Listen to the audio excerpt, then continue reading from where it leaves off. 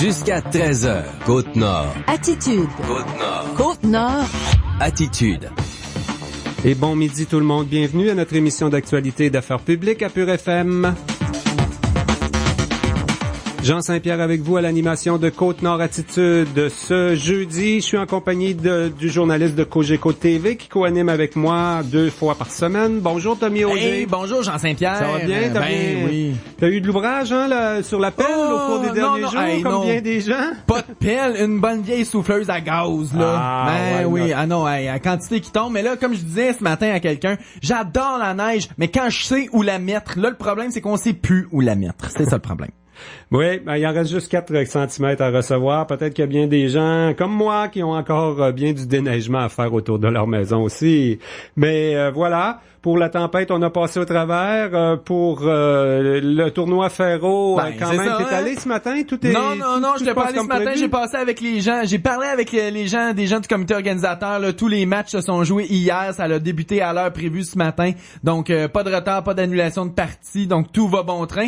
Mais garde, tournoi Ferro égale tempête de neige, hein? On est retombé dans nos bonnes vieilles habitudes au tournoi Ferro. Ben oui. Et Cogeco, vous allez être là d'ailleurs, hein? Il y a de la diffusion en direct, entre autres les finales dimanche, là. Bien sûr, c'est le fun de se déplacer à l'aréna. La poutine est toujours bonne. Ouais. Mais on peut faire ça, on peut écouter ça au 555 pour les gens qui ont le câble Cogeco. Quand on n'est pas en description et analyse de match, là, on en a un le vendredi, 3 le dimanche. Sinon, le reste du temps, là, on est souvent en caméra libre. Donc, des gens qui veulent voir qu'est-ce qui se passe, là, on syntonise le 555 et on a de la caméra libre pas mal toute la fin de semaine. Et ce midi à Côte-Nord Attitude, d'abord, on s'entretient avec la ministre des Relations internationales et de la francophonie. Elle est en Belgique présentement, Christine Saint-Pierre. Elle m'a rappelé ce matin pour parler du dossier d'Anticosti, entre autres, quel était le feeling, là, voir si ça a été difficile à vendre auprès de son conseil des ministres au gouvernement du Québec. Il semble que non. Par contre, ce que Petrolia a prévu faire au cours des 2 prochaines années, ça ne sera pas interrompu. Donc, Christine Saint-Pierre nous parle du dossier d'Anticosti comme site du patrimoine mondial de l'UNESCO. Elle y croit. John Pinault, lui, le maire d'Anticosti, y croit très, très fort, de même que Jean-Charles Piétachot, chef de Mingan. Ils seront avec nous également. On va les entendre vers 12h20.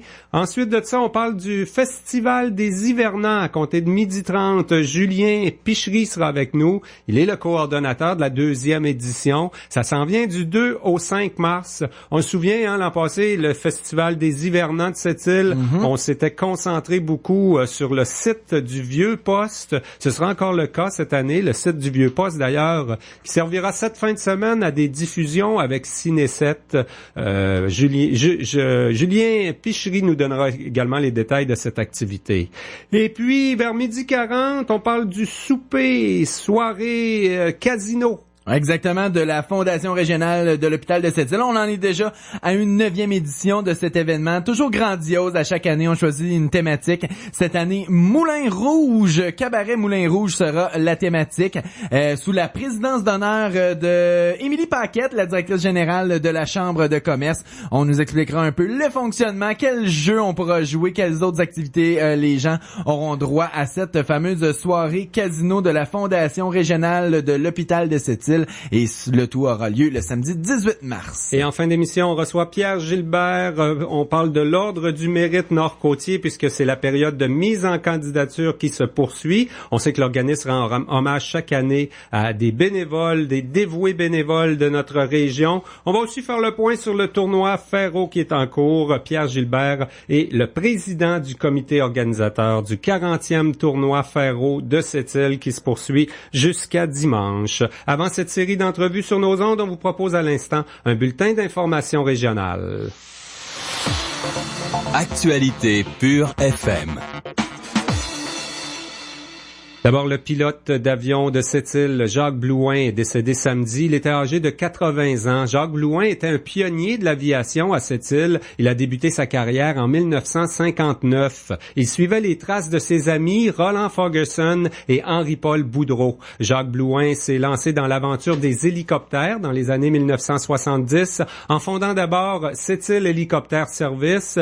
Il a ensuite travaillé avec plusieurs compagnies. Il a fait l'acquisition de Héli Littoral en 1985. Jacques Blouin a reçu la médaille de la Reine en 1985, puis le prix Roland Lefrançois de l'Association québécoise du transport aérien en 1997. Le Sept-Îlien a été intronisé à la Fondation Aérovision Québec en 2010. Le gouvernement du Québec soutient la candidature d'Anticosti au patrimoine mondial de l'UNESCO. Le Conseil des ministres a adopté une résolution hier. Le ministre de la Forêt, de la Faune et des Parcs, Luc Blanchette, a décrit Anticosti comme un joyau qu'il faut protéger et faire connaître au monde entier. Le ministre responsable de la Côte-Nord, Pierre Arcan, précise que si l'île obtient le titre de patrimoine mondial, il n'y aura pas d'exploitation du pétrole et du gaz de schiste. Par contre, le processus de reconnaissance pourrait prendre quelques années. On en parlera plus en détail en premier bloc de l'émission avec la ministre des Relations internationales et de la francophonie, Madame Christine Saint-Pierre. Plusieurs mesures sont mises de l'avant pour améliorer les services aux aînés dans les centres d'hébergement et les autres établissements du réseau de la santé de la Côte-Nord. La dernière évaluation des spécialistes du ministère accordait une mauvaise note au CHSLD de la région. La directrice du soutien à l'autonomie des personnes âgées au 6 Côte-Nord, Diane Benoît, remarque que l'activité repas s'est améliorée grâce à de nouveaux aménagements au CHSLD de Port-Cartier. Du côté de cette île, plusieurs améliorations vont survenir avec l'agrandissement de la résidence Gustave Gauvreau. On sait que c'est en chantier depuis 2 ans. Contrairement à d'autres régions du Québec, les bénéficiaires des centres d'hébergement et de soins de longue durée de la Côte-Nord auraient droit à des bains à volonté, soutient Diane Benoît. On y va maintenant en fonction plus des habitudes de vie des gens et non pas en fonction d'une cédule qui répond à des standards. Les personnes doivent avoir 2 bains par semaine. C'est déjà en cours actuellement partout dans nos CHSLD sur la côte. Puis on parle de 2, mais ça peut être 3. C'est vraiment en fonction de ce que les gens souhaitent. Une récente annonce du ministre Gaétan Barrette de réinjecter des fonds pour améliorer les services aux aînés au Québec va se traduire par l'ajout de 21 préposés dans les CHSLD de la Côte-Nord. Le projet Optilab ne fonctionne pas pendant les tempêtes, constate le syndicat de l'APTS. Des échantillons médicaux provenant de patients de Sept-Îles et de Port-Cartier qui devaient se rendre à Québec sont revenus à Bécomo en raison du mauvais temps hier. Le syndicat craint qu'ils ne puissent pas être analysés avant plusieurs jours. La décision du ministre Barrette de centraliser des opérations et de réorganiser les services de laboratoire est inefficace, dénonce le porte-parole du syndicat, Sylvain Sirois. Il craint que les échantillons passent toute la fin de semaine dans les camions. La PTS craint aussi que la situation se répète à chaque tempête. Le syndicat estime que la Côte-Nord perd son autonomie avec le démantèlement des laboratoires régionaux. En terminant, mentionnons que le tournoi Ferro Optimist a débuté hier soir malgré la tempête dans plusieurs arénas de la Côte-Nord. Je pense même qu'il y avait des matchs au Havre, là, des équipes du Havre dans la même catégorie entre elles et du côté de Bécomo également. Mais il y avait plusieurs matchs qui nécessitaient le déplacement d'équipes de Port-Cartier et Maliotenam vers cette île, ce qui s'est fait malgré tout. On espère maintenant que toutes les équipes de l'extérieur pourront venir chez nous. Rappelons que l'on attend quand même des équipes de Fermont, Saint-Félicien, Alma, Chicoutimi, Bétiamite, Bécomo, Havre-Saint-Pierre et Natashquan. Les matchs ont repris dès 8h15 ce matin. C'est le 40e tournoi Ferro Optimiste de cette île. Voilà, dans quelques instants, un entretien que j'ai réalisé plus tôt ce matin avec la ministre Christine Saint-Pierre, qui sera responsable de défendre le dossier d'Anticosti à l'UNESCO. Attitude. Le 40e tournoi Ferro Optimiste est actuellement en cours. Plus de 70 équipes provenant de partout sur la Côte-Nord et du Saguenay-Lac-Saint-Jean s'affrontent en rafale jusqu'à dimanche soir dans les arénas de Sept-Îles et Maliotenam. Ne manquez pas ce vendredi midi la partie Novice B sur la glace extérieure du Stade Holiday. La cérémonie d'ouverture aura lieu vendredi soir dès 19h30 en présence d'anciens présidents d'honneur ainsi que de Monsieur Régent Porlier, maire de Sept-Îles. De plus, assistez à la partie des étoiles à Tombé samedi, 16h en direct de l'aréna Conrad-Parent. Venez en grand nombre encourager les jeunes et suivez le déroulement et l'horaire du tournoi sur les ondes de vos radios ainsi que sur la page Facebook du tournoi Ferro. Le tournoi Ferro Optimiste, une autre initiative du Club Optimiste de Sept-Îles, l'ami de la jeunesse. Comme sujet aujourd'hui, on parle des idées recettes IGA à environ 3 $ par portion. On prend un premier appel. Moi, j'ai profité du rabais valide 3 jours seulement chez IGA.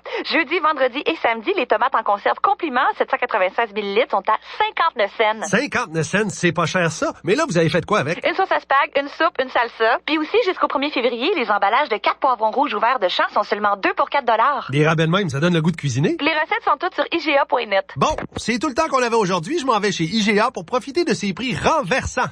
Jusqu'à 13h. Côte-Nord. Côte-Nord. Attitude. Pure FM 94.1.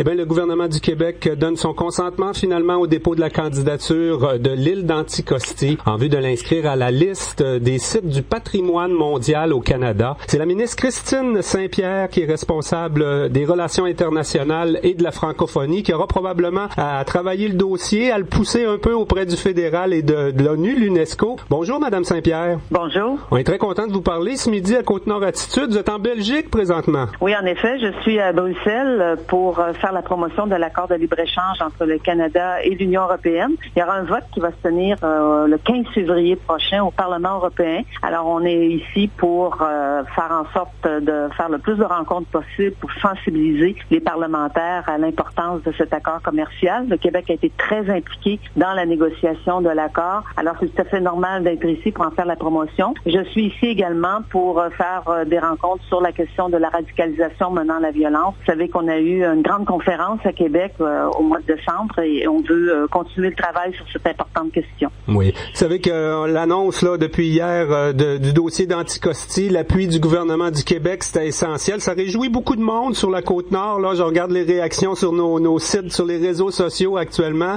Ça va de votre dossier. Dites-moi comment ça s'est passé. Là, j'imagine que ça fait un petit bout de temps. On en a discuté à quelques reprises au Conseil des ministres. Vos collègues ont été durs à convaincre dans ce dossier-là? En fait, ce qu'il faut savoir, c'est que nous avons reçu la lettre de la municipalité d'Anticosti au début du mois de décembre. Je pense que plus précisément, c'est le 8 décembre. Donc, la demande officielle est entrée au début du mois de décembre. Et il y avait toute la question, évidemment, des vacances de Noël. Il fallait analyser les enjeux juridiques d'une telle démarche. Donc, ça s'est fait quand même assez rapidement. Et nous avons, bien sûr, reconnu que ce projet est un projet magnifique. Et on reconnaît évidemment l'importance patrimoniale de cet immense territoire. Alors, hier, le Conseil des ministres a conclu qu'il allait appuyer la démarche de l'île d'Anticosti. Bien sûr, nous allons accompagner auprès des instances fédérales. Ça va être un processus qui va être quand même assez long parce que dans les instances de l'UNESCO, bien sûr, là, si jamais le dossier se rend à l'UNESCO, bien il y aura plusieurs analyses qui seront faites. Mais bien sûr, une fois que le processus est enclenché, nous allons accompagner la démarche des gens de l'île d'Anticosti. Cette semaine, là, j'ai rencontré le maire, le chef de Mingan, le préfet de la Minganie également. Pour ces gens-là, c'est clair là qu'en même temps, c'est sûr qu'on va défendre les beautés, les caractéristiques particulières d'Anticosti dans ce dossier-là, mais on voulait quand même freiner, là, s'assurer qu'il n'y aurait pas d'exploitation pétrolière à leur niveau. En tout cas, c'était très clair. Au gouvernement, on se rappelle des déclarations de M. Couillard à Paris concernant Anticosti à un moment donné. Est-ce que finalement on va finir les travaux que Pétrolia ont à faire, là, le forage pour finir l'exploration? Ça va se faire, hein? Ces déclarations demeurent les mêmes. Effectivement, on a hérité d'un contrat lorsque nous sommes arrivés au pouvoir. Donc, nous avons dit que toute la portion exploration, nous allions respecter le contrat. Mais vous savez, les déclarations du premier ministre ont été très claires sur la question de l'exploitation de cette énergie-là à l'île d'Anticosti. Il n'en est pas question. On a dit que jamais il ne signerait ça. Et je pense qu'en ayant la démarche vers la reconnaissance d'un site patrimonial, bien là, ça va permettre de s'orienter sur des modes de développement économique qui sont dans le sens du développement durable. Par exemple, le tourisme, la chasse, la pêche. Il pourrait même y avoir de l'exploitation forestière, mais l'exploitation forestière faite dans un cadre cadre de développement durable dans le respect de l'environnement. Oui, j'ai vu le dossier d'Anticosti. C'est vrai qu'il semble assez solide. Là, le maire Pinault y croit beaucoup. Est-ce que au gouvernement du Québec, vous comme ministre, on y croit? Anticosti pourrait devenir un site patrimoine mondial? Ah oui, tout à fait. Moi, j'ai été ministre de la Culture pendant 5 ans et demi et j'ai été à même aussi de piloter un projet, une loi qui est devenue une loi, qui est la loi sur le patrimoine culturel. Et dans cette loi, il y a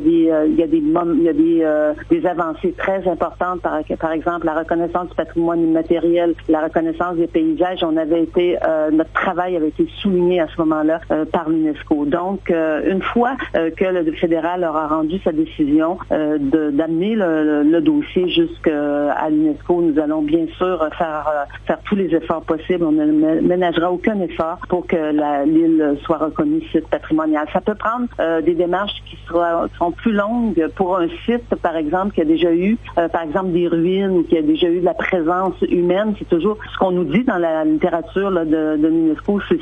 C'est plus court, c'est moins long. Lorsqu'il s'agit d'un site naturel, ça peut prendre un peu plus de temps, mais les processus, une fois en marche, bien suivent leur cours, puis ensuite la décision est prise. Est-ce qu'on a des chances d'avoir 2 sites au Québec inscrits dans la même période, là? Parce que hier, la décision du Conseil des ministres, c'est 2 bulletins de candidature qu'on a acceptés, celle de Tadoussac, le fjord du Saguenay aussi, c'est presque dans notre région. On serait heureux d'avoir les 2. Oui, ça pourrait.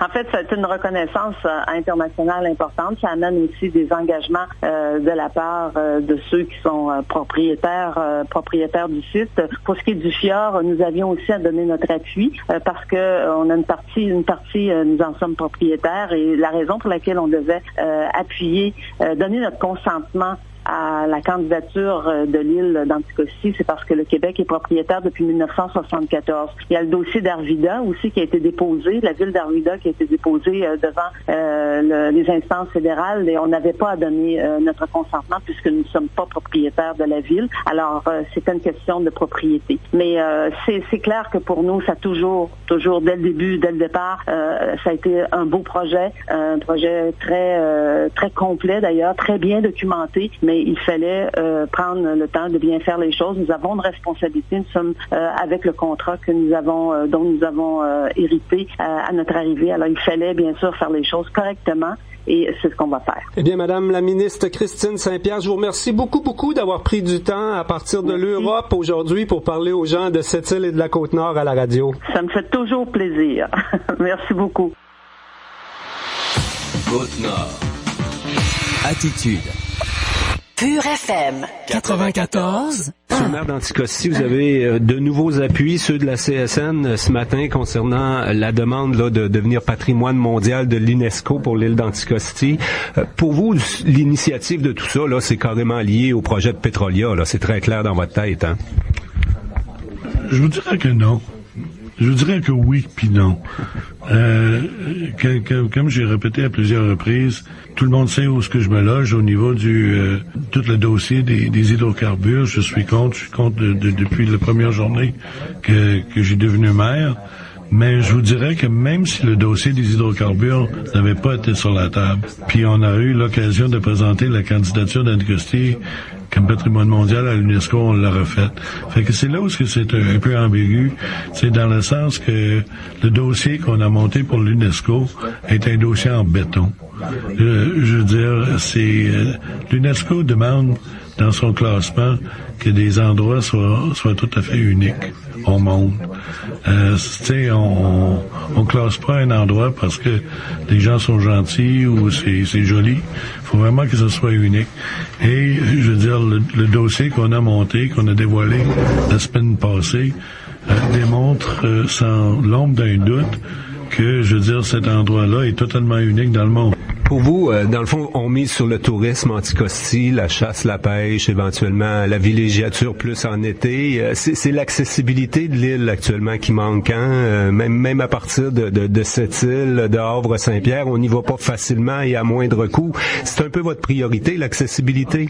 C'est tout à fait notre priorité. Nous, on a 2 grandes priorités. Un, c'est l'accessibilité, puis l'autre, c'est le repeuplement de l'île comme tel. Je veux dire, je vous en cacherai pas que depuis 10 ans, on a perdu perdu à peu près le tiers de notre population sur l'île. On vit exactement la même chose que les autres petits villages de la ruralité, là. Une population vieillissante, des jeunes qui s'en vont puis qui revient pas. Donc, on veut, pour qu'on a des gens, pour qu'on peut attirer des gens chez nous, on a déjà regardé ça en détail. Puis le problème, c'est toujours le coût et l'éloignement. Tu sais, quand on parle avec les pourvoyeurs, je pense que le meilleur exemple à donner, c'est que tu sais, on a peut-être 10 000 chasseurs qui passent par année, puis un chasseur va payer peut-être entre 3 et 4 000 $ pour venir à l'île, puis c'est pas un problème. En été, le pourvoyeur, avant qu'il a soutiré $1 de votre portefeuille, là, mais ça vous coûte 500 pièces pour mettre les pieds sur l'île. Fait qu'un jeune couple avec 2 enfants, ça les coûte déjà 2000 pièces puis ils n'ont rien fait du tout. Tu sais, ils ont à peine touché le sol. Ça, faut que ça cesse. Puis UNESCO, comme je vous dis, c'est un conduite, c'est un véhicule pour nous pour augmenter notre tourisme, mais on fait d'autres choses aussi. On négocie présentement avec le gouvernement du Québec un traversier pour désenclaver l'île qui sera opéré par la Société des traversiers du Québec, puis qui fera un lien inter-rive. Fait que, tu sais, pour nous, c'est majeur aussi. Et j'imagine que les appuis, notamment ceux des Inuits, M. Pietachot, c'est précieux là pour l'île d'Anticosti. Actuellement, du côté des Inuits, on a fait plusieurs démarches. C'est clair, là, c'est un projet qui est pas compatible avec la vocation de l'île, la nature, ce qu'on y pratique depuis des millénaires, finalement. Oui, malgré les divergences qu'on peut avoir entre la nation Inuit, c'est unanime à la table des chefs. D'ailleurs, je vais le réitérer le 30 janvier à la rencontre des 9 chefs Inuits à Québec et définitivement ce projet ne doit pas naître là, de la façon que le Québec ou ces sociétés ont pensé et ça devrait être plutôt, comme on dit, protégé au niveau international et qu'il passe à l'UNESCO comme le maire l'a très bien précisé. Au niveau des chefs, on comprend pas finalement pourquoi on mise pas sur la nature d'Anticosti plutôt que sur d'éventuels gisements de pétrole à l'intérieur, là. Écoutez, c'est un trésor que nous avons, comme Inuits, comme Québécois, comme Canadiens. Vous savez comment le développement se fait à travers le pays, à travers la province. Il y a des lieux comme l'île d'Anticosti qui méritent d'être protégés et ça, on le fait pour nous, mais pour les générations futures aussi, tout comme on l'a fait pour l'archipel de Mingan dans les années 70, lorsqu'il y a eu un projet de développement, la Dolomite sur une des îles et c'est la continuité. Regardez, aujourd'hui, nous avons des îles dans l'archipel qui sont maintenant présentées au niveau national, même international et l'île d'Anticosti devrait être dans cette lignée avec le projet de reconnaissance à l'UNESCO. Merci beaucoup. Alors, Guillaume Tremblay, la CSN ajoute son appui au projet de faire de l'île d'Anticosti un patrimoine mondial de l'UNESCO. Finalement, pour la CSN, quoi, ça allait de soi? On comprend mal qu'est-ce qu'un syndicat vient faire dans ce dossier-là. Là. Pour vous, c'est tout le côté social, finalement, du syndicaliste là, qui émerge ce matin, cette conférence de presse. Tout à fait. Comme organisation syndicale, on a ce qu'on appelle des valeurs. Puis les valeurs environnementales, c'est important dans notre organisation syndicale. On a souvent ces débats-là dans nos instances. Pas plus tard qu'en mai dernier, lors du congrès du Conseil central Côte-Nord, avec nos syndicats, on a parlé de cette question-là, de vouloir de l'île d'Anticosti, puis du développement des hydrocarbures là-dessus. Puis pour nous, autant pour nous que pour la CSN d'ailleurs qui demande un moratoire sur l'exploitation des l'exploration et l'exploitation des hydrocarbures, ça fait en sorte que nous on l'a eu aussi sur la Côte-Nord ce débat-là. Puis pour nous, ça paraît complètement incompatible de vouloir développer de vouloir développer les hydrocarbures sur Anticosti. On pense qu'il y a personne qui va s'enrichir avec ça, autant au niveau financier qu'au niveau social, je vous dirais. Je pense que les gens d'Anticosti sont en train de s'en apercevoir. C'est pour ça qu'on donne notre appui. Puis moi, je vous dirais que d'abord, nous, notre raison d'être, c'est évidemment de faire des relations de travail. Mais les relations de travail, là, avec les gens avec lesquels on fait ça, ce sont d'abord et avant tout des citoyens. Puis c'est pour ça qu'on traite de ces questions-là, généralement, qui sont plus larges que les relations de travail. Merci beaucoup. Jusqu'à 13h. Côte-Nord. Côte-Nord. Attitude. Vous le savez, à la poissonnerie Fortier et Frères, on aime vous offrir du nouveau et plein de spéciaux. Et cette semaine, on accueille un petit nouveau, le fromage du canton. Découvrez le cru du canton à 22,40 la livre ou encore les perles de fromage de chèvre au pesto pour 6,95 $. Profitez-en pour faire le plein de crevettes 125-175 cette semaine au prix spécial de 10,95 la livre. La poissonnerie Fortier et Frères est ouverte toute l'année, 7 jours sur 7. Passez nous voir au 1 Pardivet, 962-9187. Jusqu'à 13h. Côte-Nord. Côte-Nord. Attitude. Pur FM 94.1. Dans les prochaines minutes, on va parler de la 2e édition du Festival des Hivernants. C'est prévu du 2 au 5 mars. On va se concentrer autour du vieux poste de Sept-Îles cette année. Le Festival des Hivernants, on le sait, ça a été créé l'an dernier par le Musée régional de la Côte-Nord. Ça fait du bien de revoir un festival en saison hivernale comme ça. Moi, là, je suis la génération des joues rouges. Des joues rouges, toi? Moi, je suis la génération des joues rouges quand j'étais tout petit. Puis là, ça fait du bien de voir les sculptures, entre autres. C'était partout en ville, les joues rouges. Ça a été une belle époque. Mais bel essai. L'an dernier, le Festival des Hivernants. Tourisme Sept-Îles est impliqué, bien sûr. Et le coordonnateur du festival de la 2e édition s'appelle Julien Pichery. Il est à Tourisme Sept-Îles. Bonjour, Julien. Bien le bonjour. Bienvenue à Côte-Nord Attitude. Là, on n'a pas les détails de la programmation. Hein? Peut-être dans une semaine. Là, on le garde un petit peu encore secret. On va essayer de te tordre le bras un petit peu dans les prochaines minutes, mais tu vas nous dire juste ce qu'on a le droit de dire. Entre autres, vraiment, là, on se concentre au vieux poste cette année et tout va avoir lieu là. Oui, tout à fait. L'an passé, c'était un petit peu donc tout ce qui était culturel sur le site du vieux poste et puis plutôt les activités sportives sur le lac. Mais on a décidé, pour regrouper un petit peu tout le monde, de se regrouper vraiment sur le site du vieux poste. On a allongé aussi d'une journée. Donc on va avoir le jeudi en plus. Donc pour rassembler vraiment un maximum de monde sur le site. Donc il y aura toutes les activités proposées sur le même endroit. J'imagine qu'avant de se pencher sur la 2e édition, une programmation, tout ça, on a fait un peu un retour l'an dernier. On l'a perçu comment, le festival, là? C'était une première, on a essayé des affaires. Ça a peut-être pas levé autant qu'on aurait espéré. Il y avait pas des millions, des milliers de personnes. Des millions de C'était pas aussi populaire que les Joues rouges, disons. Non, pour être sincère, les intervenants, les personnes qui sont venues au festival, vraiment étaient satisfaites de l'édition de l'an passé. Au niveau communication, peut-être en ville, il y avait du monde qui était pas au courant que ça se passait, qui l'ont appris suite à l'événement. Donc ça, c'est peut-être le petit péché de l'an passé. Donc là, on essaye vraiment, les affiches qui sont sorties sur Facebook, là, on commence à être vraiment actifs. Oui. Donc l'an passé, c'était vraiment ça. Peut-être qu'il y a eu un peu moins de monde que ce qu'on aurait vraiment escompté, mais les gens qui étaient là étaient contents et on repart vraiment là-dessus. Je pense que l'an passé, on avait misé, entre autres, sur la semaine de relâche, là, du 2 au 5 mars. Est-ce que nos jeunes sont à l'école ou sont à la maison? Ou, on a regardé un peu le calendrier scolaire. Non, quand même, on a choisi du 2 au 5 mars. Pourquoi cette année? Alors, 2 au 5 mars, parce qu'il y aura quand même des activités qui seront faites pendant la semaine. Je peux pas trop encore en parler, mais il y aura quand même un lien avec la relâche. Les jeunes pourront être sollicités, on va dire, à travers la semaine pour ensuite faire quelque chose pendant le Festival des Hivernants. Donc voilà pourquoi. On a choisi quand même de garder cette date-là, donc de la première fin de semaine du mois de mars. Conserver le vieux poste comme lieu de rassemblement. Moi, j'ai été faire un petit tour là ce matin. C'est féerique en hiver. On voit souvent les images en été, lorsqu'il n'y a pas de neige au sol. Les gens se disent, l'hiver, ça doit pas être facile. C'est magique. Ah, merci, t'as vraiment raison. C'est vraiment un site, malheureusement, l'hiver, il est pas assez exploité. On aimerait vraiment qu'il y ait plus de monde. Là, c'est l'occasion de le redécouvrir.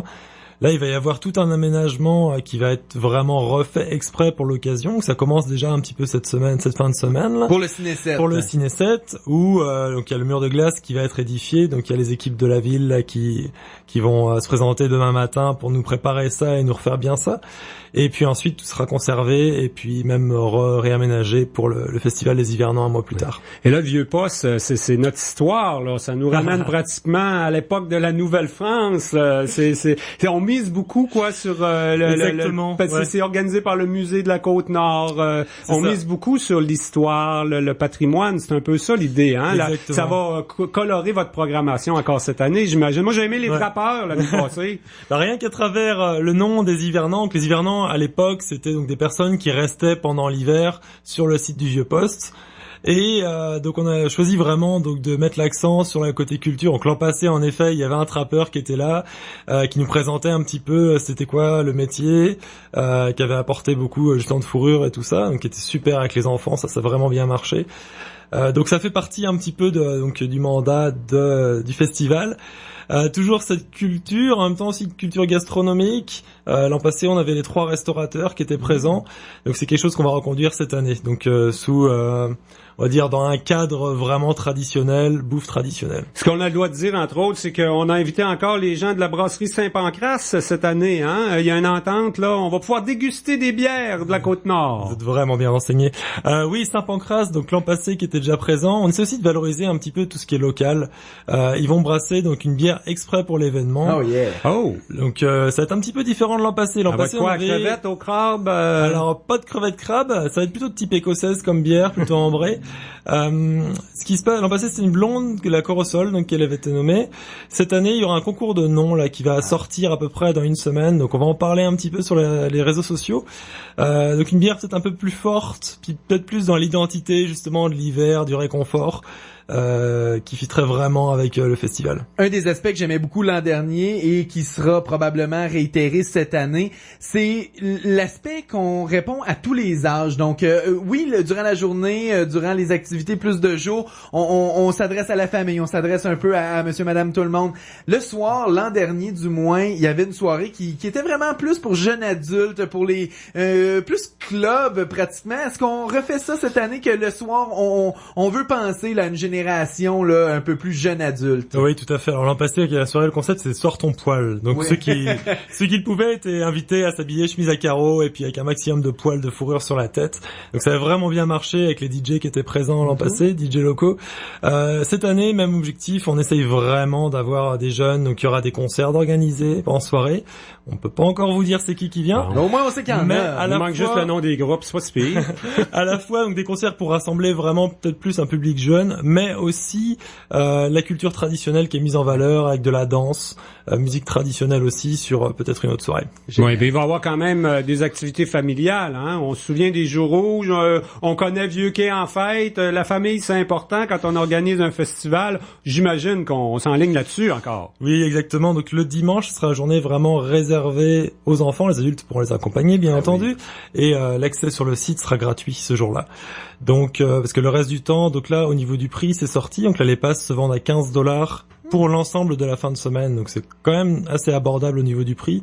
Vous aurez en plus un joli petit porte-clés avec une ceinture fléchée que vous pourrez accrocher à votre manteau.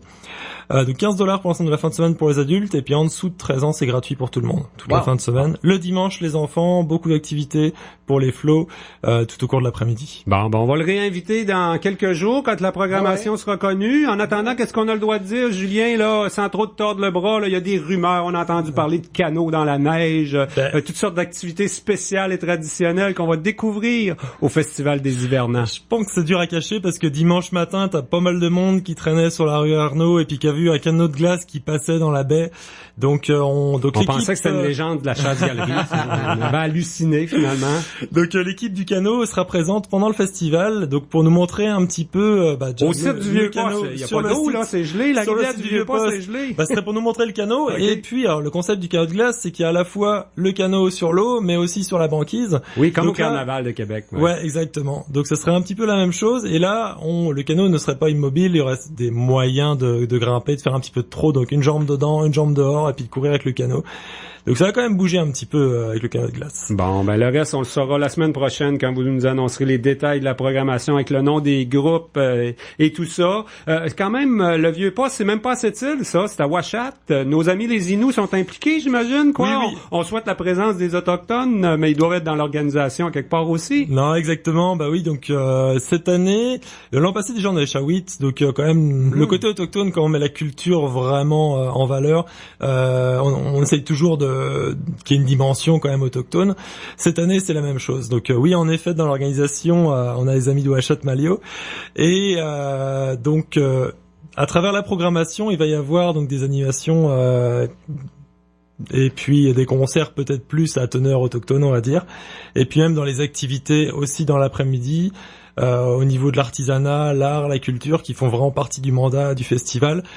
Aussi, la culture autochtone sera mise en avant. C'est incontournable. On peut, tout à fait. Ça fait vraiment partie de l'identité du festival. En terminant, on peut le visiter cette fin de semaine, en profiter du Vieux-Poste cette fin de semaine. Il y a 2 belles activités avec le festival du cinéma, le festival Ciné 7. On a les détails. Dans le fond, il y aura un écran de glace avec projection de films, là. Oui, tout à fait. Donc, il y a 2 activités de prévues. Donc, tout est gratuit sur le site du Vieux-Poste. Il vient de le mentionner cette fin de semaine dans le cadre du Ciné 7.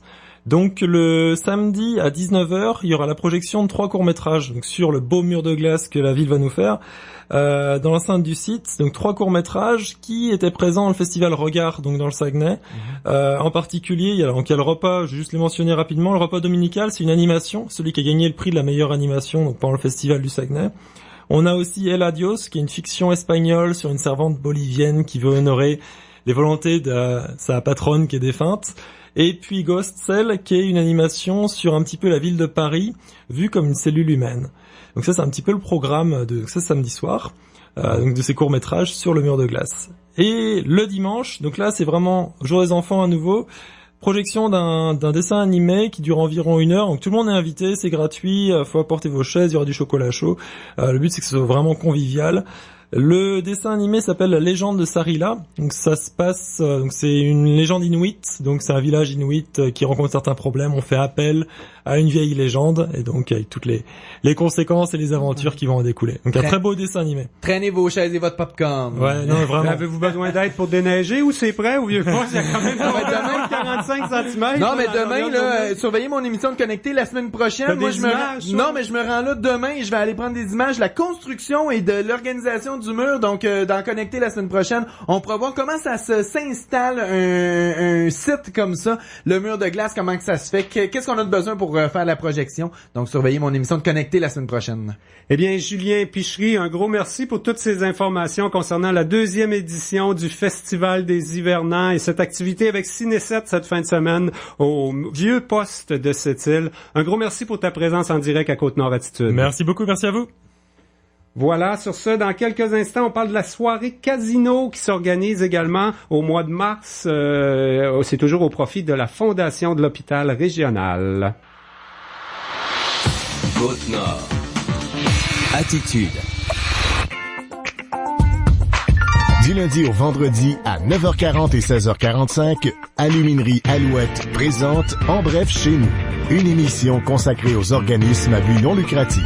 Aluminerie Alouette vous permet d'en apprendre plus sur les activités organisées par des gens de chez nous. En bref chez nous, à 9h40 et 16h45. Présenté par Aluminerie Alouette. Aïe aïe, Sophie, t'as des paparazzis qui te suivent. Ben oui, toi. Madame, vous êtes radieuse. Quel est votre secret? Ouais, je suis ta meilleure amie. Oh, tu me croiras jamais. Dis-le donc. Je me suis offert des soins du visage, un lifting sans chirurgie, j'ai peaufiné ma silhouette, je me suis réinscrite au gym et je me suis fait faire une coiffure de star.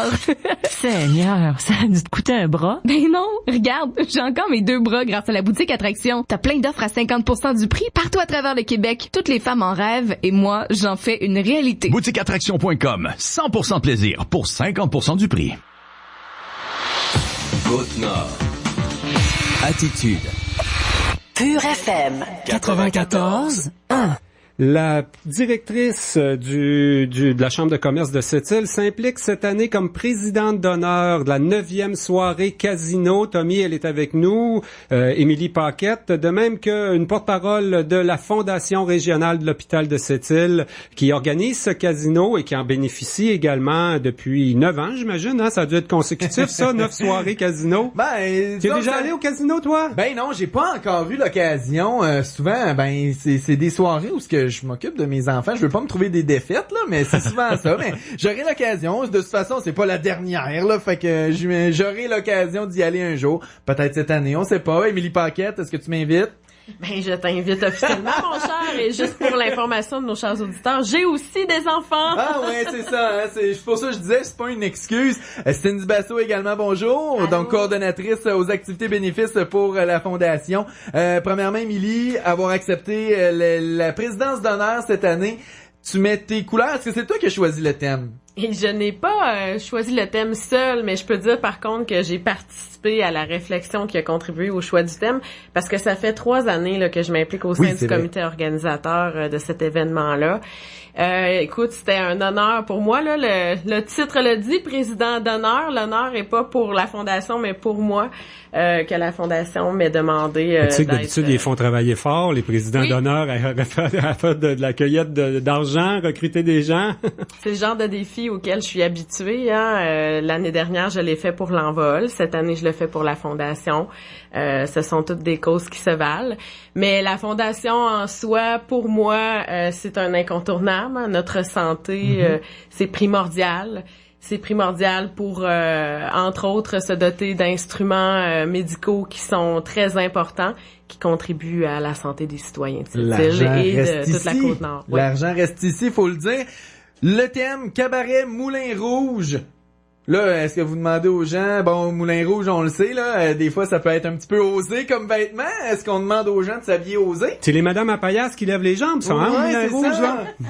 Mais en fait, quand on organise des événements bénéfices, on a le grand défi de faire vivre des expériences à nos gens. On veut que les personnes qui participent, qui sortent des sous de leur poche, il n'y ait pas juste l'impression de donner de l'argent pour la donner. On veut qu'ils vivent un événement plaisant où ils vont avoir vraiment beaucoup de plaisir, qu'ils vont s'amuser entre amis. Donc, les thématiques du casino d'année en année, on veut que le fun soit à l'honneur et les plaisirs de la vie, ben ça en fait partie. Donc, la thématique Moulin Rouge impose, oui, un peu plus d'un volet sexy, de la danse, donc des plumes, des paillettes, des colliers. Ça, on voit les filles en masse s'habiller de même, mais les gars s'habillent comment dans un concept Moulin Rouge, là? Il me semble, moi, je veux le style James Bond un peu, là. Ah, peut-être. Et voilà, écoute, il y a pas de limite, chapeau melon, ça, c'est le style voyeur, papillon, tuxedo. C'est là qu'on sort notre imagination pour s'adapter un petit peu à la thématique de Moulin Rouge. Cindy, nouvel endroit qu'on a choisi cette année, parle-nous-en un peu, pourquoi ce changement? Ben en fait, ce qui est intéressant pour nous, c'est un partenariat que le Cégep de Sept-Îles a offert de faire avec nous, puis on cherchait aussi une façon d'année en année d'augmenter les bénéfices de cette soirée-là. Donc le Cégep nous permet entre autres de s'occuper nous-mêmes du service de bar. Donc à ce moment-là, ben c'est sûr que c'était non négligeable là, comme changement. Puis par le fait même avec le thème qu'on a, je pense que l'enceinte du Cégep va nous permettre un décor plutôt typique avec sa brique rouge, un petit peu feutré. Plusieurs services aussi proposés par le Cégep pour nous appuyer là-dedans. Donc, c'est un gros défi. On est prêts. Puis, on a hâte de vous accueillir dans un nouveau, dans cette nouvelle ambiance-là. Là, on parle de l'enceinte du Cégep, mais il y a plusieurs endroits au Cégep. Où exactement? Dans le hall d'entrée? J'ai le goût de vous réserver un petit peu la surprise. Vous allez plonger dans l'univers du Moulin Rouge en passant par Paris, bien sûr. Donc, je pense que ce côté-là, je vais le garder. Ça va être la carte cachée de la soirée. Pour voir ça, va falloir... venir nous voir cette soirée-là. Donc ça, c'est une des nouveautés. Ce qui est pas nouveau, c'est qu'il y a seulement 200 billets de disponibles pour les... Il y en a là des amateurs de casino, de poker, Quel jeu? On pense souvent au poker, là, parce que notre ami Russell Tremblay, qui est un excellent joueur de poker. Mais c'est ça, quel jeu? Sur les billets ici, là, et sur le site internet, Blackjack, poker, roulette en camp silencieux. J'espère que c'est pas une roulette russe, hein? Non, la roulette est nouvelle depuis l'année passée, en fait.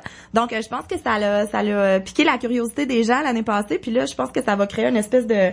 Je pense que tout le monde a hâte de revenir essayer ça, cette roulette-là. Faut pas oublier non plus que c'est vraiment pour le plaisir qu'on joue, hein. Donc, ça s'adresse à n'importe qui a envie d'essayer. On a blackjack, on a poker, on a la roulette. Oui, mais t'es pas obligé d'être un joueur exceptionnel, là, pour avoir envie de participer à cette soirée-là.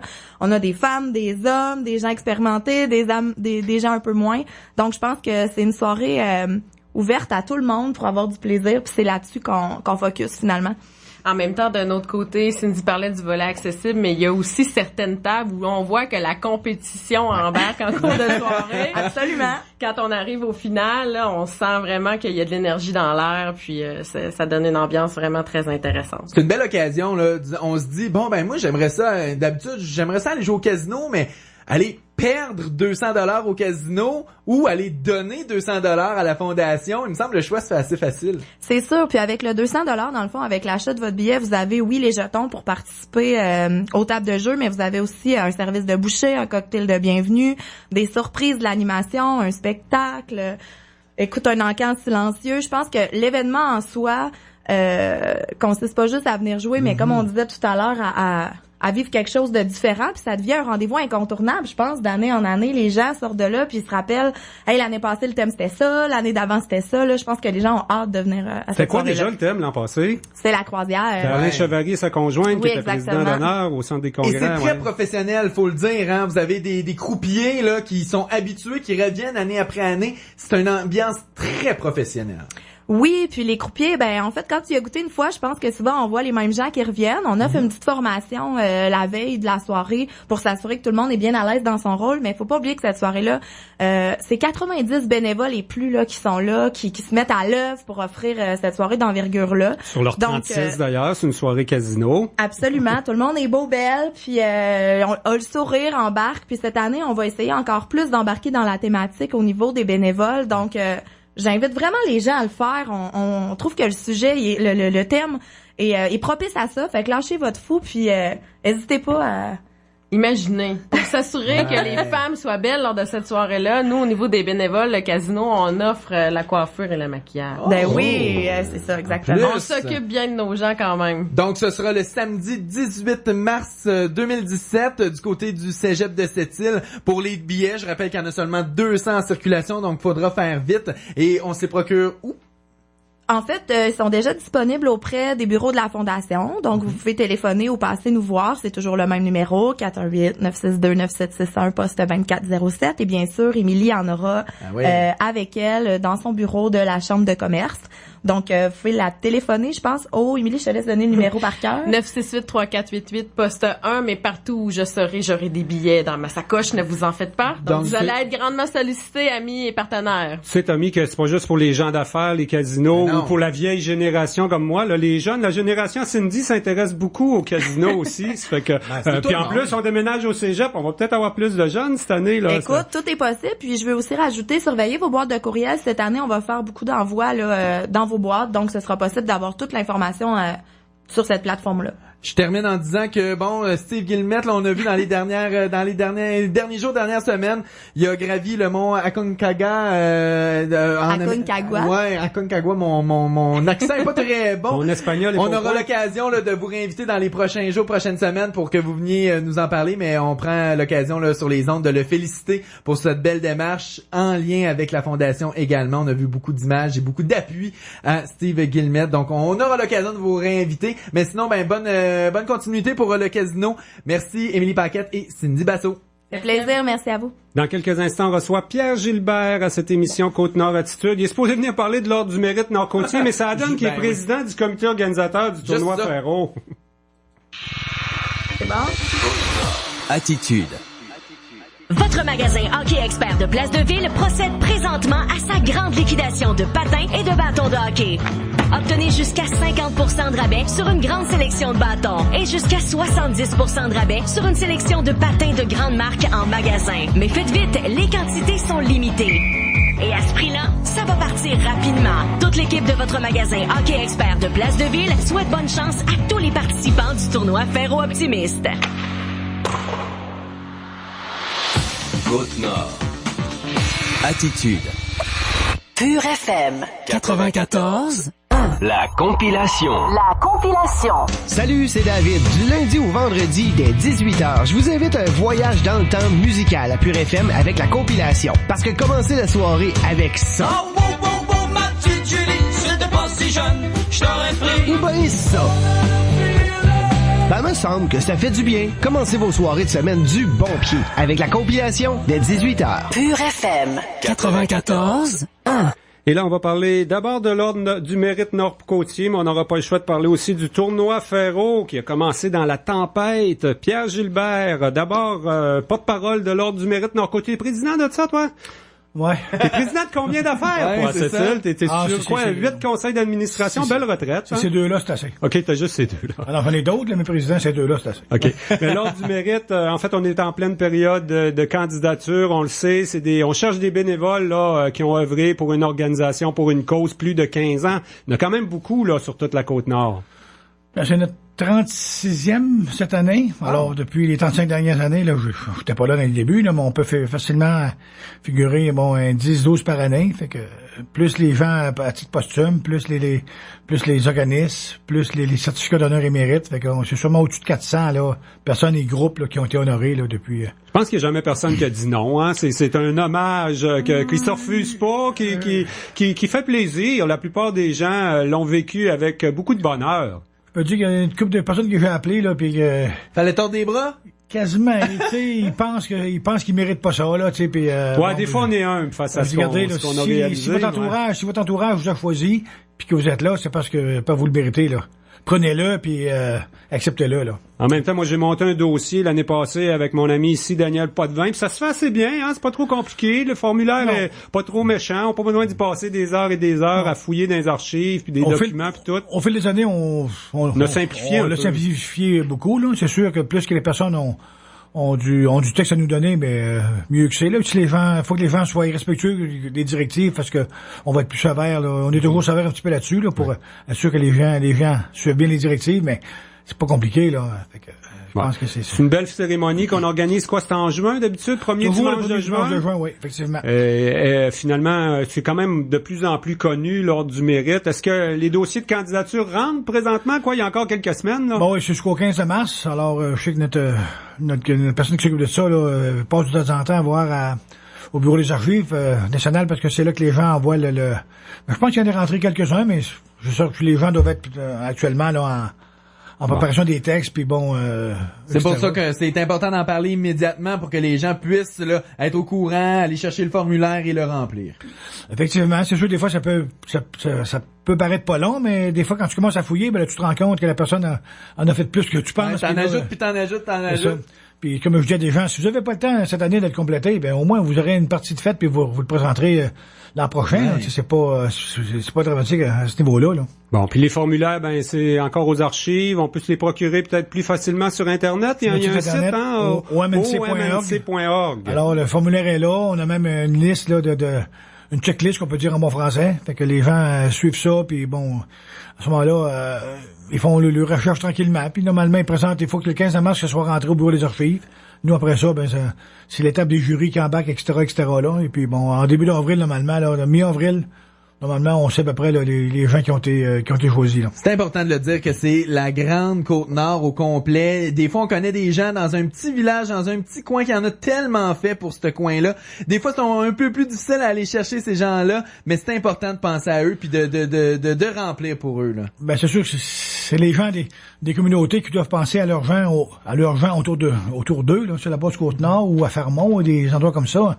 On peut pas connaître tout le monde, même moi, tu sais, Escoumins, Sacré-Cœur, bon, c'est les gens du coin, je pense, des fois, ils pensent pas, ils ont une personne à sembler d'eux autres, puis ils pensent pas, puis elle devrait le recevoir, là. Fait que c'est juste d'allumer un peu là-dessus, puis fait que ça permet d'honorer vraiment tout le monde, là. Pierre Gilbert, demain, on co-anime ensemble une émission spéciale Côte-Nord Attitude en direct du Parc Holiday. C'est la classique du tournoi Ferro. Comment ça s'est passé hier, hein? On aurait été bien mal pris d'annuler des matchs à cause de la tempête. Finalement, les équipes de Port-Cartier ont fait la route, hein? Je peux te dire que mon responsable du comité de température, il a mangé une go. Ouais, mais là, je peux pas croire que tu te surprends d'une tempête au Ferro, là. Fais attention à toi, les tempêtes au Ferro, là, ça fait plusieurs années, je dirais, qu'il n'y en a pas eu. Ouais, mais vous êtes habitué quand même. Froid peut-être, mais des températures comme hier, où ce qu'on a eu... c'était spécial. On peut dire un peu en bon français qu'on a eu la chienne, là. Ouais. Parce qu'il y avait 5 équipes de Port-Cartier. Alors, si ces équipes-là viennent pas, là, on est dans le trouble. Ouais. Mais finalement, bon, les gens sont venus tranquillement. J'ai parlé avec les gens, puis ils roulent un peu moins vite. Ça se faisait, mais... Je voyais qu'il y avait aussi des équipes du Havre un matin au programme à 10h. Ça veut dire que ce monde-là est parti de Saint-Pierre à 7h un matin. Il neigeait un peu. Non, j'ai parlé avec des gens du Havre tantôt, puis la route est quand même bien aujourd'hui. Là, on a une belle journée, puis il neige, mais je sais pas. Je pense qu'aller jusqu'à dimanche, on devrait être correct. Là. Mais là, il y a encore des équipes sur la route aujourd'hui et demain, j'imagine, ceux qui viennent de Saint-Félicien, Fermont. Fermont font-tu la route, quoi? Ils viennent par la route? Je pense que oui. Fermont, ils vont arriver aujourd'hui, là. OK. C'est que tout le monde va être là pour le Ferro. C'est comme prévu. On parle de 74 équipes et beaucoup de matchs. Hein? Oui, en tout, ça fait 141 matchs. Là. C'est sûr, là-dessus, on a quelques parties si nécessaire, mais il faut quand même en tenir compte dans l'horaire. Et bien bon, si on fait un petit, comme tu dis tantôt, demain, on va avoir notre partie extérieure à midi avec le novice B. Fait que je pense qu'on devrait, à 99%, les annonces du beau temps, fait qu'on devrait pas avoir de surprise là. Notre partie d'étoile, ce samedi après-midi, vers 16h pour la catégorie à tomber. La cérémonie d'ouverture, c'est vendredi soir. Hey, on est en écho. Vendredi soir, oui, à ce moment-là, ben, comme à l'habitude, là, nos dignitaires, les gens qui nous supportent durant toute l'année. Et on va souligner aussi, là, 2 personnes qui étaient aux premières loges, qui sont encore, parmi nous, ce qui est le fun. Le premier président du tournoi. Wow. En soir des 18. M. Jean-Robert Labrie. OK. Que les anciens connaissent, là, qui était beaucoup impliqué dans le club acadien, puis bon, l'Alfrolic, etc. dans le temps. Et la première présidente d'honneur en soir des 19, Mary Carbonneau. Ouais. Ah oui. Alors, c'est le fun que c'est la mère à Guy Carbonneau. Effectivement, que ces gens-là sont encore parmi nous aujourd'hui, là. Fait que c'est quand même le fun de faire un petit clin d'œil à ces gens-là. Faut mentionner que est un petit peu plus tard la cérémonie d'ouverture, il me semble que les dernières années, ça se peut-tu? Ben, vers 7h30 dans ce coin-là, là. Dans ce coin-là, et restez, là, si vous avez l'occasion, là, venez à la cérémonie d'ouverture, puis restez après, là, un match de Midget 2B, là, ça va être extrêmement intéressant. Midget ou Bantam? Ah, il me semble que c'est Midget, parce que moi, je vais être à l'animation de description, là, pour les matchs que Cogeco TV vont faire durant la fin de semaine. Et je pense que le vendredi, c'est Midget 2B, et on a un Atom 2B, Pee-Wee 2B et Bantam 2B lors du dimanche. Sinon, il y a du bon hockey toute la fin de semaine. Hein? Ça commence à 8h à matin. Ça va continuer jusqu'à quoi? 11h, minuit ce soir? Bon, ça dépend du retard. Normalement, la dernière partie peut pas s'éduler plus tard qu'à 10h. Là, mais en tout cas, à date, on n'a pas de retard. Ça va quand même assez bien. Là. Fait qu'en tout cas, on espère que ça reste un peu dans les heures pour pas que les gens partent de l'aréna trop tard, surtout les derniers. Ouais. Là, on est vraiment en début de tournoi, quoi. Le meilleur deal, c'est de se prendre un passeport pour toute la fin de semaine. Oui, j'imagine, on va chercher ça après-midi, là, ou à soir, quand on va y aller. C'est sûr que pour les 4 jours, ça a quand même de l'allure, là. Ouais. Puis ça évite de faire la filée à la porte, là. Hier, je pense qu'on a vendu quasiment 200 passeports, puis on était mercredi. Fait que selon moi, d'habitude, on en vend toujours 500-600. Fait que c'est sûr qu'aujourd'hui, là, avec les gens qui arrivent de l'extérieur, ça va y aller, là, à ce niveau-là. Calcul rapide, Tommy, s'il y a 74 équipes au tournoi Ferro, ça fait combien de jeunes qui vont passer sur nos glaces? C'est quoi, une quinzaine de jeunes par équipe? Par jeune, 800-900 jeunes? Une quinzaine de jeunes. Entre 8 et 900 jeunes. Ça fait du jeune. Proche de 1000. Plus les accompagnateurs, plus les entraîneurs, ça en fait du monde, mais c'est le fun. Mais moi, c'est les 1000 jeunes joueurs de hockey, là. C'est eux autres, les vedettes du tournoi Ferro. Les novices puis les mags sont aussi importants que les midgets. Ah oui, les mags sont là d'ailleurs. Les mags sont là d'ailleurs à notre cérémonie d'ouverture, là. Les mags 2, le vendredi, et mag 1, le samedi. Bon. Pour que ça fasse moins de monde, on a décidé de séparer un peu les 2 groupes, là. Puis les moments les plus émouvants, c'est le dimanche, quand il y a les finales. C'est le fun. On veut gagner au Ferro, là. On n'est pas là juste pour le trip de venir passer la fin de semaine à cette île ou de vivre le tournoi. On veut gagner. Ben pour le jeune, c'est sûr que si tu le gagnes au moins une fois, parce que des fois, tu sais jamais ce qui va arriver dans les 7-8 années à venir, là, mais au moins l'année que tu l'as gagné, mais tu dis au moins toujours venir un. Fait que c'est sûr que c'est toujours spécial, là, le dimanche, là, pour les finales. Toutes les finales commencent dimanche matin, là. On n'a aucune finale samedi. Bon. Eh bien, Pierre Gilbert, un gros merci pour ta présence ce midi. Demain, on passe l'heure ensemble en plein air au Parc Holiday. Ça va être super intéressant. Tout le monde est invité. C'est un beau match novice en plus qu'il y aura là. Ceux qui sont disponibles, là, qui sont pas à Shop chez Alouette ou ailleurs, là, faut être là au Stade Holiday demain midi. À demain. S'il fait beau en plus, ça va être intéressant. Oui. Il va faire beau, Pierre. Il y a toujours une belle ambiance, là. Il y a toujours une belle ambiance dehors comme ça, là. Et Tommy Auger, on peut rappeler que Cogeco TV est sur place, hein, toute la fin de semaine. Toi, t'animes les grosses soirées comme ça. Le budget c'est pas mal. Ben oui, cette année, c'est moi à l'animation et à la description avec mon ami Eric Smith qui sera à l'analyse. Donc, un match le vendredi et 3 matchs le dimanche. Donc, surveillez ça au 555 et ça sera en rediffusion également. Donc, on est là toute la fin de semaine ou en caméra libre. Tu sais que tu vas passer la fin de semaine à te gaver de poutine, toi. On fait attention. Au revoir tout le monde. Demain, émission spéciale au Ferro.